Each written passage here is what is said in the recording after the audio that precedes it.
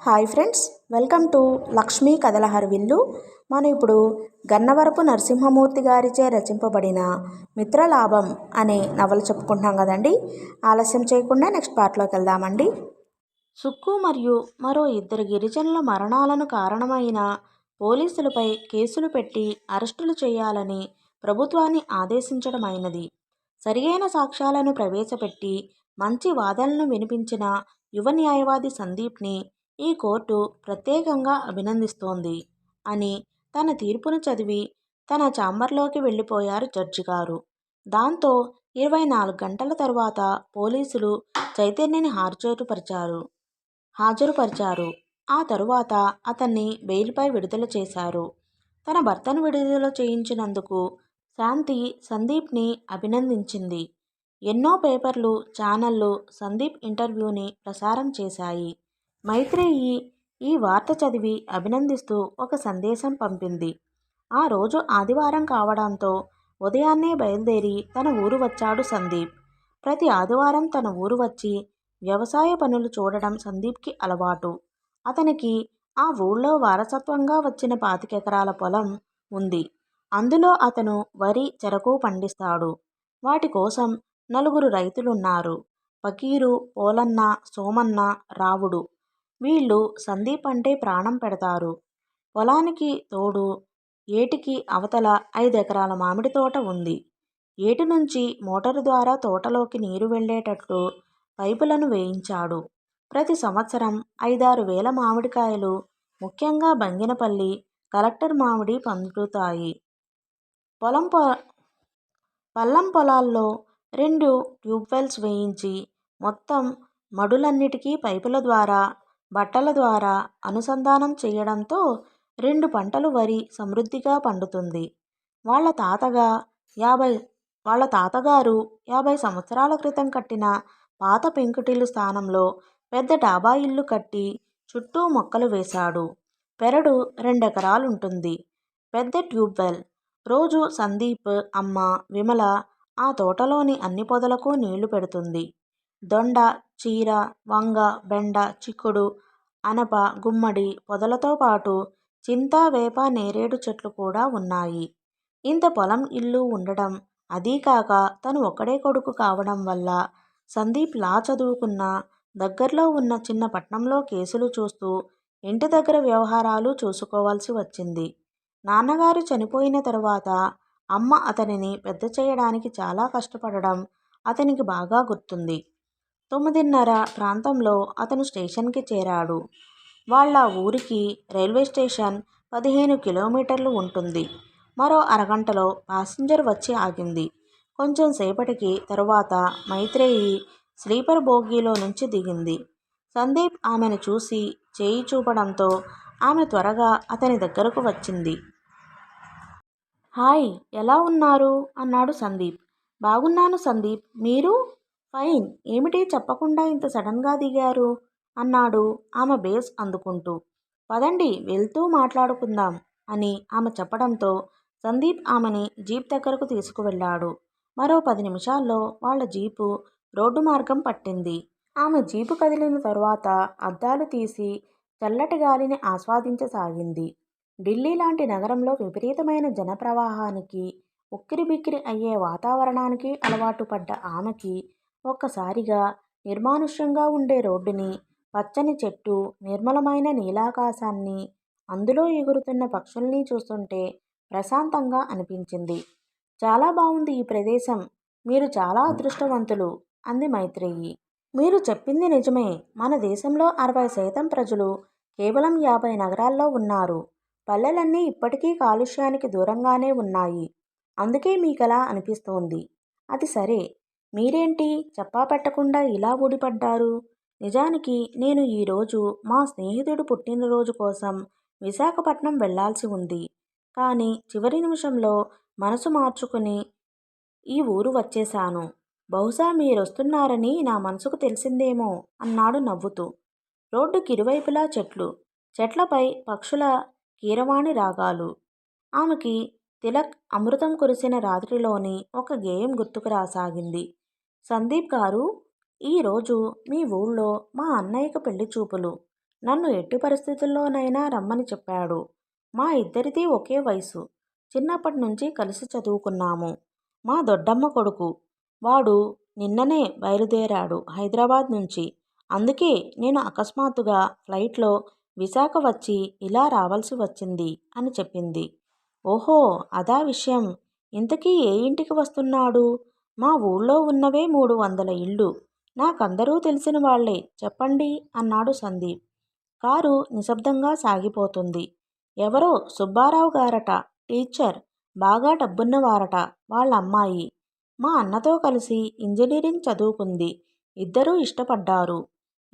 ఇరు కుటుంబాలకు నచ్చిన సంబంధమే. ఇప్పుడు పెళ్లిచూపులు జస్ట్ ఫార్మాలిటీ అంతే అంది. సందీప్ ఆ మాటలకు మేనం దాల్చాడు. కొద్దిసేపటి మేనం తరువాత ఆమె అడిగింది, ఏం, అందరూ మీకు తెలుసన్నారు కదా, ఈ సుబ్బారావు మీకు తెలియదా? అదే ఆలోచిస్తున్నాను. మా మేనమామ పేరు కూడా సుబ్బారావు. అతను మీరంటున్నట్లు టీచర్. ఇంకెవరైనా సుబ్బారావు ఉన్నారా అని ఆలోచిస్తున్నాను అన్నాడు నవ్వుతూ. అంటే మీ మేనమామగారి కూతురేనన్నమాట. మరింకేం, మీకు తెలిసే ఉంటుంది. లేదు, ఆ అమ్మాయి నాకన్నా 3 ఏళ్లు చిన్నది. మా నాన్నగారు మామ కలిసి మా ఊరి ప్రాథమిక పాఠశాలలో పనిచేసేవారు. వాళ్ళిద్దరివి భిన్న ధృవాలు. అందుకని మొదట్నుంచి మా కుటుంబాల మధ్య కొంచెం దూరంగానే ఉండేవి అన్నాడు సందీప్. ఓహో, సారీ. ఇప్పుడు వాళ్ళింటికి రావన్న మాట. అదేం లేదు మైత్రేయి గారు. అంత శత్రుత్వమేమీ లేదు. నేను చాలా తక్కువ రోజులు మా ఊళ్ళో ఉండడం వల్ల నాకు చాలా కుటుంబాలతో పరిచయాలు తక్కువ, అంతే. పదండి, ఆ ఇంటి దగ్గర మిమ్మల్ని దించుతాను. నేను వాళ్ళింట్లోకి వస్తే వాళ్ళు ఇంకోలా అనుకునే ప్రమాదం ఉంది అన్నాడు సందీప్. ఎందుకులేండి, నన్ను వాళ్ళింటి ముందు దించేయండి. ఇంతకీ ఆ కుటుంబం, ఆ అమ్మాయి ఎలాంటి వాళ్ళో చెప్పండి. అలా అడగడం తప్పేమో అని ఏమీ అనుకోకండి. అదేం లేదు, ఆ అమ్మాయి హరిణి. చాలా మంచిది, తెలివైన అమ్మాయి కూడా. మా మేనమామ కూడా మంచివాడు. మాకు మొత్తం 3 మేనమామలు. మిగతా 2 కూడా ఈ ఊళ్ళోనే ఉన్నారు. ఒక మేనత్త ది ఒక మేనత్తది పక్క ఊరు. ఒక విధంగా ఈ పెళ్ళైతే మనం చుట్టాలవుతాం అన్నాడు నవ్వుతూ. అవును అంది ఆమె. ఇంతలో స్కార్పియో ఊళ్ళోకి ప్రవేశించింది. ఊరు మొదట్లో శివాలయం, పక్కనే ఏరు, పచ్చటి పొలాల మధ్య ఊరు. మరికొద్దిసేపటికి జీపుని ఒక ఇంటి ముందు ఆపాడు సందీప్. ఇదే మీరు వెళ్ళవలసిన ఇల్లు, మా మేనమామ గారిల్లు. మీరు వెళ్ళండి, సాయంత్రం మా ఇంటికి రండి. అదిగో ఆ కనిపిస్తున్నదే మా ఇల్లు అంటూ తన ఇంటిని చూపించాడు. మైత్రేయి సందీప్కి కృతజ్ఞతలు చెప్పి జీపు దిగి ఇంట్లోకి వెళ్ళిపోయింది. మళ్ళీ సాయంత్రం 4 అవుతుండగా సందీప్ ఇంటికి వచ్చింది మైత్రేయి. సందీప్ ఆమెకి తన తల్లి విమలను పరిచయం చేశాడు. విమలకు మైత్రేయితో తనకు స్నేహం ఎలా ఏర్పడిందో చెప్పడంతో ఆమె చాలా ఆనందించింది. మైత్రేయికి దగ్గరుండి ఇల్లంతా చూపించాడు. ముఖ్యంగా పెరటిలోని తోటంతా తిప్పి ఏటివైపు తీసుకెళ్లాడు. సంధ్యా సమయం అవుతోంది. దూరంగా బండరాళ్ల మధ్య సన్నటి ఏటిపాయ గలగల శబ్దం చేస్తూ పారుతున్న దృశ్యం ఆమెని కట్టిపడేసింది. ఎర్రటి సంధ్యకిరణాలు పరావర్తనం చెందుతున్నాయి. సంధ్య పెదవులో ఎరుపు కడలి అంచులు విరిగి ఏటి కొంగుల నిదురు ఎర్రగా పాకింది. బాతురెక్కల నీడ బరువుగా సోకింది అన్న తిలగ్గేయం గుర్తుకొచ్చిందామెకు. చాలా బావుంది మీ ఏరు అంది మైత్రేయి. ఇప్పుడిలా ఉంది గాని వర్షాకాలంలో అయితే కనుచూపు మేరంతా నీరే. అది సరే, ఇంతకీ మీ అన్న పెళ్లి చూపులు అయిపోయాయా? భోజనాల స్పెషల్స్ ఏమిటి? పెళ్లి కూతుర్ని పాటలు పాడమన్నారా? మామ వాళ్లకు నా గురించి చెప్పారా అని ప్రశ్నలతో ఉక్కిరిబిక్కిరి చేశాడు. ఉండండి, అన్ని ప్రశ్నలు ఒకేసారి అడిగితే ఎలా? పూర్వకాలంలో పెళ్లి చూపులు, ఇప్పుడు అవన్నీ అయిపోయాయి. ఇప్పుడెవరూ మనసు విప్పుకుని మాట్లాడరు కూడా. హరిణి బావుంది. వాళ్ళిద్దరిది చూడముచ్చటైన జంట. అంతవరకు ఓకే. కనీసం ఆమె పెళ్లి చూపులని మా అమ్మకి కూడా చెప్పలేదు. మా మేనమామ లోపల మా కుటుంబం అంటే ఇంకా ద్వేషం ఉందన్నమాట. మా అమ్మకి మాత్రం తన తమ్ముళ్ళన్నా అన్న కుటుంబమన్నా ఎంతో ప్రేమ అన్నాడు సందీప్. అన్నయ్య ఈ సాయంత్రం వెళ్ళిపోతాడు. నేనిక్కడ 2 రోజులుంటానని చెప్పాను. అందుకేగా బ్యాగ్ కూడా తెచ్చేశాను ఇక్కడికి. నాకెందుకో ఇక్కడ కొన్ని రోజులుండాలనిపిస్తోంది. మీకేం అభ్యంతరం లేదుగా అంది మైత్రేయి. భలేవారే, హాయిగా ఉండండి. రేపు మా పొలం చూద్దురుగాని. మీరుండటానికి సెపరేట్ రూమ్ కూడా ఉంది. ఆ రోజు రాత్రి వాళ్ళిద్దరూ వెన్నెల్లో డాబా మీద చాలాసేపటి వరకు మాట్లాడుకున్నారు. మైత్రేయికి ఆ వెన్నెల నచ్చింది. ఢిల్లీలో ఎప్పుడూ ఆమె వెన్నెలను చూడలేదు. అటువంటిది కొబ్బరాకుల సందుల్లోంచి వెన్నెల కిరణాలు పడుతుంటే ఆకాశం నిండా మెరుస్తున్న చుక్కల్ని చాలా ఆనందంతో చూసింది. జీవితంలో మొదటిసారిగా పాలపుంతను చూసింది. అప్పుడప్పుడు పడమర నుంచి వస్తూ పలకరించే మరి మలయ మారుతానికి ఆమె ఉక్కిరిబిక్కిరి కాసాగింది. ఆమె మౌనంగా వెన్నెలని ఆస్వాదిస్తుంటే సందీప్ దాన్ని భరించలేక, మైత్రేయి గారు, ఏమిటి మీరు కూడా చక్రవాకం పక్షిలా వెన్నెలని తాగేస్తున్నట్లున్నారు అన్నాడు. ఆ మర్నాడుదయాన్నే స్నానానికి ఏటుకు తీసుకువెళ్ళాడు సందీప్. మంచుపూల వర్షం, అమాయకంగా సవ్వడి చేస్తున్న ఏరు, ఎదురుగా తూర్పు నుదుటిన సింధూరంలా ఎర్రటి సూర్యబింబం. ఆ సమయంలో కృష్ణశాస్త్రి గుర్తుకు వచ్చాడు. చాలాసేపు ఏటిలో స్నానం చేసి ఇంటికి వచ్చారు. విమల వాళ్ళకి వేడివేడి ఉప్మా నెయ్యి వేసి వడ్డించింది. మైత్రేయికి ఉప్మా అంటే పెద్దగా ఇష్టం ఉండదు. కానీ ఆ రోజు అమృతంలా అనిపించింది. ఆవురావురుమంటూ మారు అడిగి వేయించుకుని మరీ తిన్నది. ముఖ్యంగా అందులో వడ్డించిన తీపి మామిడి ఆవకాయ బాగా నచ్చింది. ఆ తరువాత హాల్లో కాఫీలు తాగుతున్నప్పుడు ఎదురుగా సందీప్ ఇంకో వ్యక్తితో ఉన్న ఫోటోని చూసి మైత్రేయి కొంచెం సేపు అలాగే ఉండిపోయింది.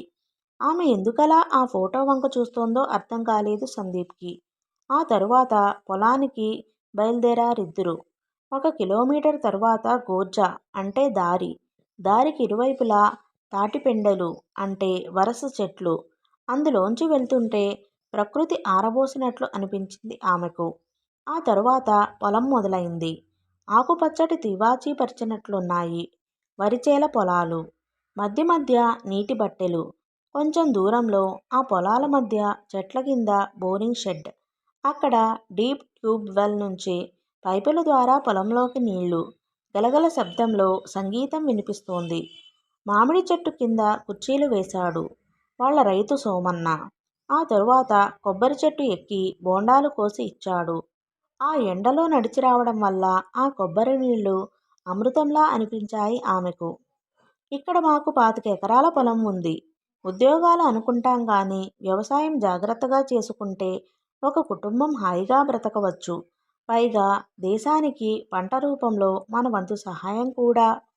ఇప్పటి యువతకి ఎంతసేపు ఇతర దేశాలు వెళ్ళిపోవాలన్న ఆరాటం తప్ప ఇంత చక్కటి పల్లెల్ని కోల్పోతున్న విషయాన్ని వాళ్ళు తెలుసుకోలేకపోతున్నారు. నాకెందుకో చిన్నప్పటినుంచి మా పల్లెన్నా ఈ నిశ్శబ్దం అన్నా చాలా ఇష్టం.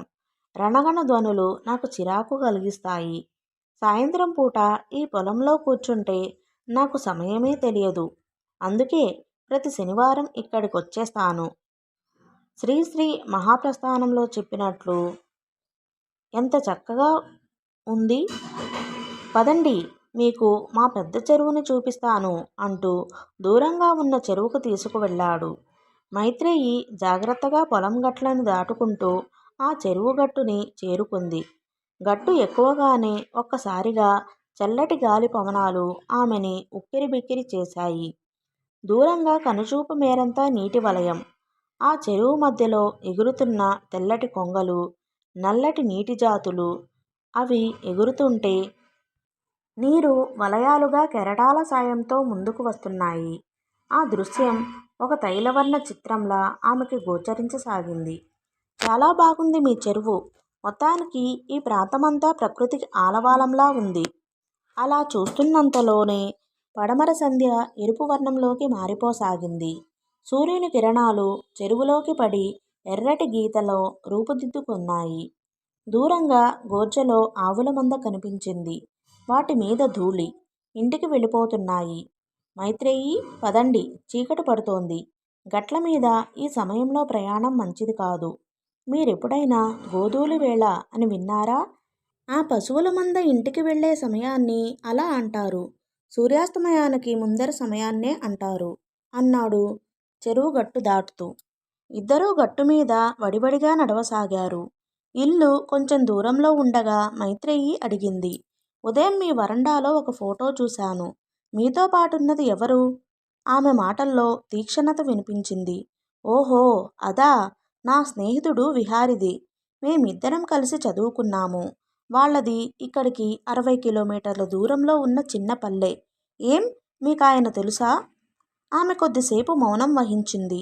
ఆ తరువాత ఇల్లు వచ్చేదాకా ఆమె మాట్లాడకపోవడం అతనికి ఆశ్చర్యం కలిగించింది. రాత్రి భోజనాల తరువాత ఇద్దరూ డాబా మీద వెన్నెల్లో కూర్చున్నారు. ఇంతలో సందీప్కి ఫోన్ రావడంతో అతను దూరంగా ఉన్న పిట్టగోడ దగ్గరకు వెళ్ళి చాలాసేపు ఎవరితోనో మాట్లాడాడట. ఆమె గమనించసాగింది. కొంచెం సేపటి తరువాత అతను వచ్చి నిశ్శబ్దంగా ఆమె పక్కన కూర్చున్నాడు. మైత్రేయి గారు, నా స్నేహితుడు విహారి గురించి అడిగి తరువాత మీరెందుకు మౌనం దాల్చారు? అతను మీకు తెలుసా? ఏదో ఉంది, చెప్పండి. నాకాయన వ్యక్తిగతంగా తెలియదు. కానీ స్నేహితురాలు దీపాంజలి అతన్ని ప్రేమించింది. దీపాంజలి నేను ఇంటర్ దాకా కలిసి చదువుకున్నాము. తరువాత ఆమె విశాఖపట్నం వెళ్ళిపోయింది. వాళ్ళ నాన్నగారికి ట్రాన్స్ఫర్ అయిపోవడంతో అక్కడే డిగ్రీలో చేరింది. అప్పుడే మీ స్నేహితుడు ఆమెకు పరిచయం అయ్యాడు. ఆమెను ప్రేమలోకి దించాడు. దీపా వాళ్ళ నాన్నగారు బాగా డబ్బున్నవాడు. ఆ ఆస్తి కోసమే అతను దీపని ప్రేమలోకి దించాడని దీప వాళ్ళ నాన్నగారికి తెలిసింది. ఇది 4 ఏళ్ల కిందటి సంగతి. ఆ తరువాత ఇప్పటిదాకా వాళ్ళ మధ్య గొడవలు జరుగుతూనే ఉన్నాయి. నేను 2 ఏళ్ల క్రితం దీపా వాళ్ళింటికి వెళ్ళినప్పుడు ఈ సంగతుల్ని అది చెప్పింది. ఆ తరువాత వాళ్ళ కుటుంబంలో ఎన్ని ఘర్షణలు, గొడవలు. అందుకే ఆ అబ్బాయి ఫోటోని చూడగానే అవన్నీ గుర్తుకు వచ్చాయి అంది మైత్రేయి. అతను మంచివాడు కాదని, డబ్బు కోసమే ఆమెను ప్రేమించాడని మీకెలా తెలుసు? ఆ అమ్మాయి దీప మీకు చెప్పిందా? సందీప్ అసహనంగా అడిగాడు. దీప చెప్పలేదు. కానీ వాళ్ళ అమ్మా నాన్న ఇద్దరూ చెప్పారు. మీ ఫ్రెండ్ దీప చిన్నపిల్లేమీ కాదు. పైన మోసం చేసేవాడైతే వాళ్ళ ప్రేమ ఇన్నాళ్ళుండదు. ఆ అమ్మాయి వాడిని ఎప్పుడో వదిలేసేది. ఇక తల్లిదండ్రులెప్పుడు కొంచెం నెగిటివ్గా ఆలోచిస్తారులెండి. మీ స్నేహితుడు కాబట్టి మీరు అలా అంటున్నారు. అతని మంచి మీకు కనిపిస్తుంది. నాణానికి రెండో వైపు తెలియదు. అదేం లేదు. మీకు అతని గురించి వాళ్ళు తప్పు చెప్పినట్లున్నారు. ఇప్పుడు ఫోన్ వాడి దగ్గర నుంచే. వాడు ఓ సమస్యలో ఇరుక్కున్నాడు. అందుకు రేపు నేను వాళ్ళ ఊరు వెళుతున్నాను. సరే, నన్ను రైల్వే స్టేషన్లో దింపేయండి. నేను ఏపీ ఎక్స్ప్రెస్కి ఢిల్లీ వెళ్ళిపోతాను అంది మైత్రేయి. మైత్రేయి గారు, రేపు నాతో రండి. వాళ్ళో ఊరు కూడా చూద్దురుగాని. మీకు అతని గురించి తెలుస్తుంది అన్నాడు. మైత్రేయి ఇంకేమీ మాట్లాడకుండా మౌనం దాల్చింది. ఓకే ఫ్రెండ్స్, ఈ పార్ట్ని ఇంతటితో ముగిస్తున్నానండి.